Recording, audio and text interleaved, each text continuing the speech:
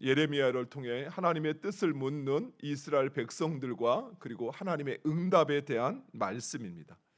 가레아의 아들 요하난과 그리고 백성의 지도자들 그리고 백성들은 예굽으로 도피하려고 하는 계획을 세우고 예굽으로 떠나기 전 예레미야에게 하나님의 뜻을 묻습니다.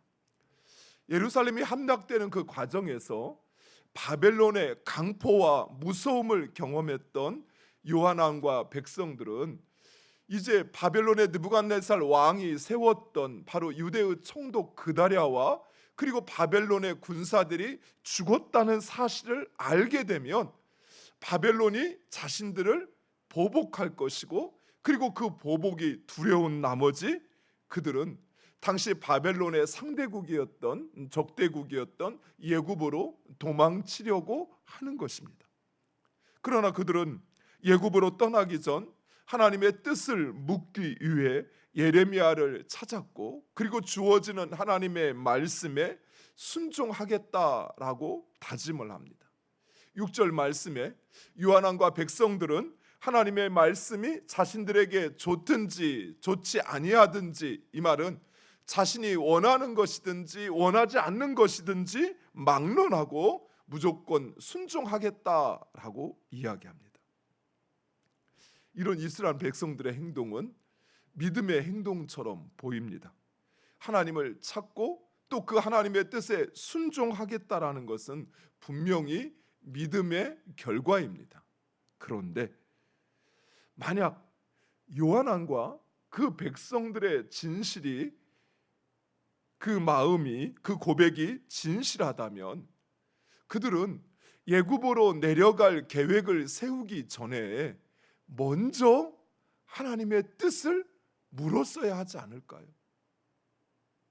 내 계획을 다 세워놓고 그 계획을 인정받기 위하여 하나님의 뜻을 묻는 것이 아니라 내 계획을 세우기 전에 내 상황은 지금 이렇고 나는 이런데 하나님 어떻게 하면 좋겠습니까? 하나님의 뜻은 무엇입니까? 라고 물어야 되는데 이미 이스라엘 백성들은 그들의 뜻을 정해놓고 있었습니다.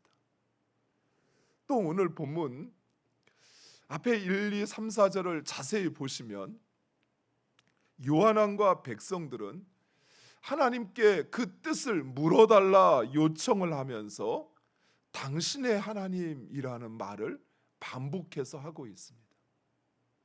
그러자 예레미야가 그들의 생각을 바꾸어 너희의 하나님이라고 이야기를 합니다. 그제서야 백성들은 마지막에 와서 우리의 하나님이라고 고백을 합니다. 이런 사실은 이스라엘 백성들이 여전히 하나님을 가까이 하지 않고 하나님과 온전한 관계를 맺고 있지 않다는 사실을 반증해 주고 있는 것입니다. 이스라엘은 하나님의 백성이 되고 하나님은 그들의 하나님이 되시겠다 언약하셨습니다. 하지만 이스라엘 백성들에게 하나님은 여전히 예레미야의 하나님이신 것입니다. 사랑하는 성도 여러분, 하나님의 여러분에게 하나님은 어떤 분이십니까? 나의 하나님, 나의 아버지, 나의 참 주인이십니까? 그래서 매일 그 하나님과 교제하고 소통하며 하나님께 기도하고 그리고 그 하나님의 말씀에 순종하십니까? 아니면 하나님은 이 성전에만 계시고 하나님은 주일에만 만나는 분이십니까? 사랑하는 성도 여러분, 이스라엘이 멸망하는 이유는 하나님께서 이스라엘을 거부하신 것이 아니었습니다. 이스라엘이 하나님을 거부하여 하나님의 백성으로 살기를 포기한 것입니다. 그래서 하나님께서 이스라엘을 그래, 그러면 너희 뜻대로 한번 살아봐 하며 세상에 내버려 둔 것이에요. 사랑하는 성도 여러분, 우리는 본질적으로 하나님 없이는 살 수 없는 존재입니다. 왜냐하면 하나님은 인간을 하나님의 형상으로 만드셨어요. 하나님의 형상으로 만드셨다는 말은 어떤 말이냐면, 좀 더 쉽게 표현하면 이제 우리가 자녀를 막 출산을 했어요. 그 아이를 보면 주변 사람들이 그러죠. 아빠 닮았네, 엄마 닮았네. 그런데 그 아이가 태어났다고 해서 스스로 자신이 먹고 입고 자신을 보호할 능력이 있던가요? 부모의 케어를 받아야 되죠.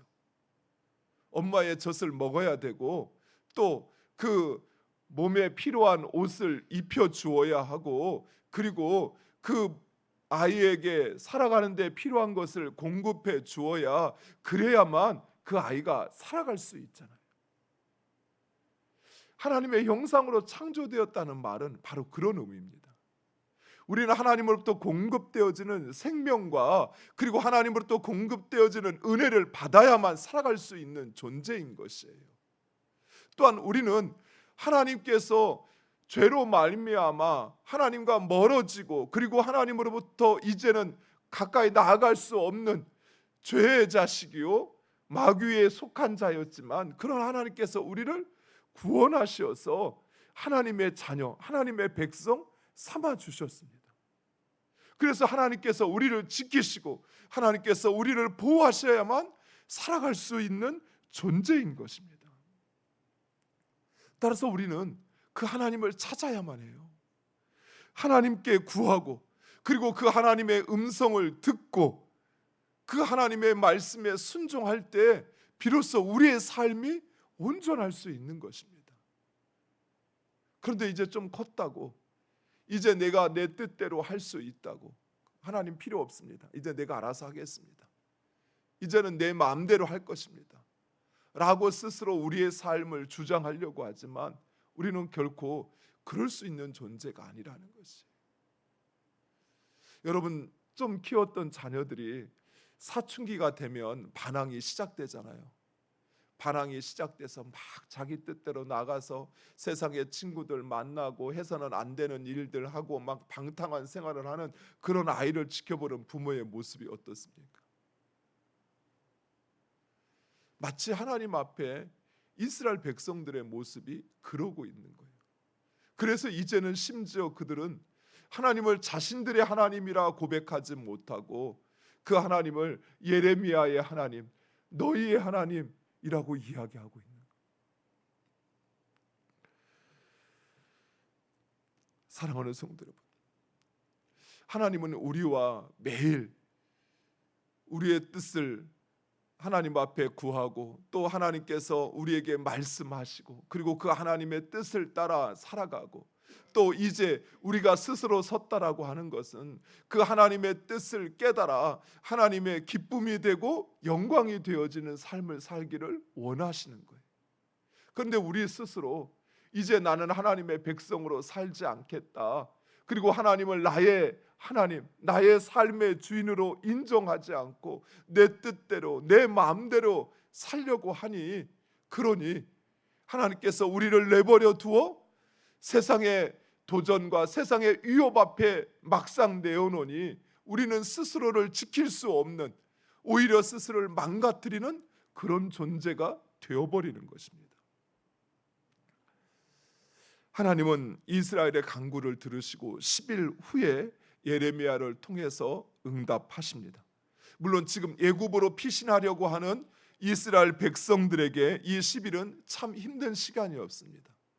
무엇보다도 하나님은 이스라엘의 진정한 마음, 그 진심을 알고 있었습니다.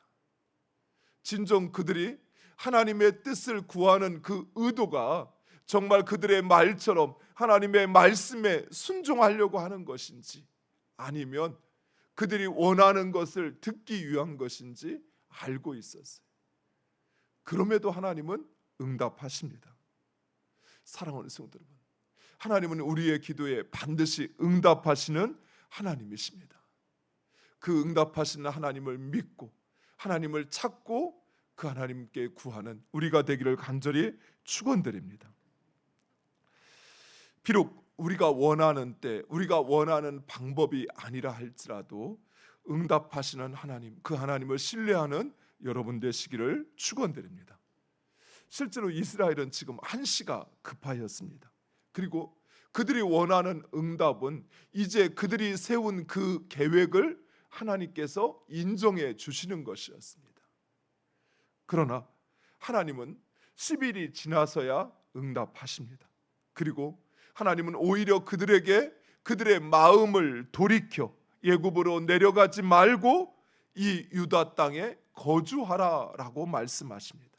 그리하면 하나님께서 그들과 함께 하시어 그들을 세우고 헐지 않으시고 심고 뽑지 않으시겠다라고 이야기합니다. 또한 하나님께서 그들을 구원하시고 보호하시겠다고 하십니다. 무엇보다도 오늘 본문 말씀을 보면 하나님이 그 계획을 돌이켜 이스라엘 백성들이 그 마음을 돌이킨 것처럼 하나님께서도 그 계획을 돌이켜 포로된 이스라엘 백성들을 돌아오게 하시겠다라고 말씀하십니다. 이런 하나님의 말씀 아주 충격적입니다. 하나님께서 세우신 계획을 하나님 반드시 이루시는 분이십니다. 그런데 하나님께서 너희가 마음을 돌이키면 나도 내 계획을 돌이키겠다라고 말씀하십니다. 그러나 이스라엘 백성들이 하나님의 말씀에 복종하지 아니하고 애굽으로 내려가면 그 모든 약속은 취소되어진다라고 이야기하십니다. 이제 선택은 이스라엘 백성들에게 주어졌습니다.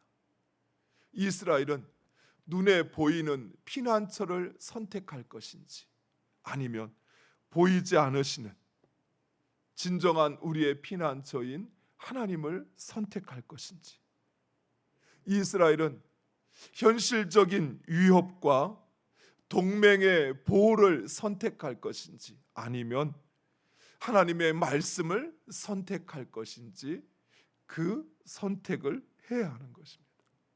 사랑하는 성도 여러분, 우리 역시 마찬가지. 우리도 우리의 삶 가운데 바로 이런 선택의 상황이 우리에게 놓여 있다는 사실입니다. 눈에 보이는, 그래서 저것만 붙잡으면 내 인생이 이제 잘 될 것 같은 눈에 보이는 피난처를 또는 나의 도움을 선택할 것인지 아니면 보이지 않으시는 하나님을 선택할 것인지,